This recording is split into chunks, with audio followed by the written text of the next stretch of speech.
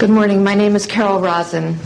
In 1974, I was introduced to the late Dr. Wernher Von Braun in the U.S., the father of rocketry. In my first meeting with him, during that first 3.5 hours, he said to me, "Carol, you will stop the weaponization of space." He said, "No, you have to understand. This is February, and we have to prevent the weaponization of space because there is a lie being told to everyone that the weaponization of space is now first being based upon the evil empire, the Russians. There are many enemies," he said, "against whom we're going to build this space-based weapon system. The first of whom was the Russians, which was existing at that time. Then there would be terrorists. Then there would be third world countries. Now we call them rogue nations or nations of concern. Then there would be asteroids." And then he would repeat to me over and over, "And the last card, the last card, the last card would be the extraterrestrial threat." Well, at the time, I kind of laughed when he said asteroids, and when he said extraterrestrials, I knew I wasn't going to deal with that subject. And now we hear on the news just today, this week, that they've slid in another enemy. Only this time we're going to protect our satellites. In other words, we have to have some reason to spend these trillions, to waste these dollars on a space-based weapon system, and they're all lies. This is a system, he told me, that would never protect anyone. Even back then, he talked about suitcase bombs. He talked about chemical, viral, bacterial, biological warfare, that these space-based weapons would never protect us against. And then he told me that, in fact, if you travel around the world, which I did after he died in 1977, I met with people in over 100 countries who were friends. They didn't want to build space-based weapons. I became a space and missile defense consultant. And I worked with people around the world. I became an advisor to the People's Republic of China. They don't want to build a space-based weapon system. And he told me back then that they didn't. He said, "Go to Russia. They're considered to be the enemy." I got on a plane by myself. When I got to Russia, I had a list of people that I had read out of the newspaper. Chernenko was in office then. He was the only one I didn't get a chance to meet. They introduced me to everyone when I got there. And when I got back, I said, "Oh my Lord, this man is telling the truth. There is no threat." And I've been waiting until this day for 27 years, and I'm expecting the spin to happen, because he also explained to me that as a military strategist, as a person who worked on the MX missile, which I did later, he said, "You will find that there is going to be a spin to find some enemy against whom we have to build space-based weapons." And now we should expect the spin, because he said part of the formula for the intelligence community is if they might have a weapon, then we have to consider that they do have these weapons. So now they do have these weapons, so now we have to build these weapon systems. And that's the formula, except that it's all based on a lie. We have witnesses here who have worked in the classified departments, who have the courage to come forward here to support what Wernher Von Braun told me back in 1974 to 77.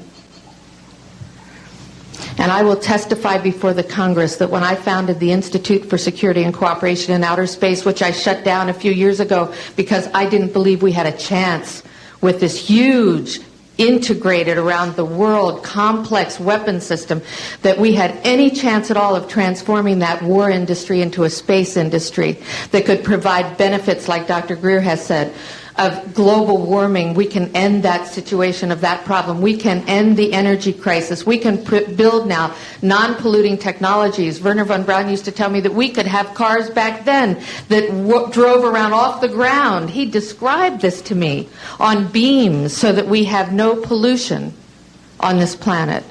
And we can solve the problems of the people that are urgent and potential, and the other animals and the other cultures on Earth and in space.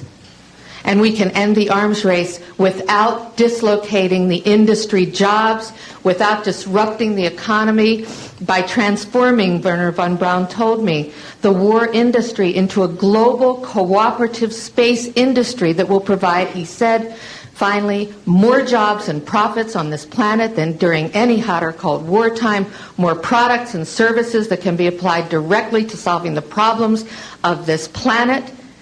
And we can have a whole planet now that lives in peace on Earth, with all the cultures on Earth, and with all the extraterrestrial cultures in space. And these are words that Wernher von Braun told me in 1974, and I will testify before the Congress under oath about everything I have said and more.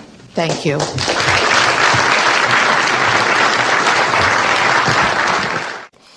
When it comes to defending America, it is not enough to merely have an American presence in space.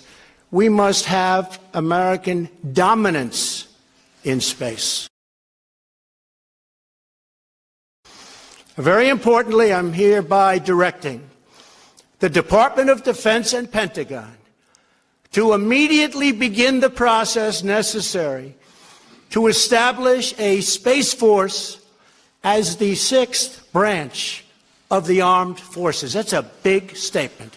We are going to have the Air Force and we are going to have the Space Force, separate but equal. We face a hostile ideology, global in scope, atheistic in character, ruthless in purpose, and insidious in method. Unhappily, the danger it poses promises to be of indefinite duration. We annually spend on military security alone more than the net income of all United States corporations.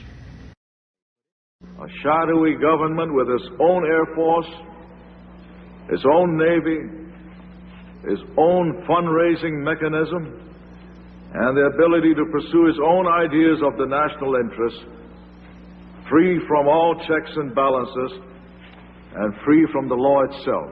In the councils of government, we must guard against the acquisition of unwarranted influence, whether sought or unsought, by the military-industrial complex.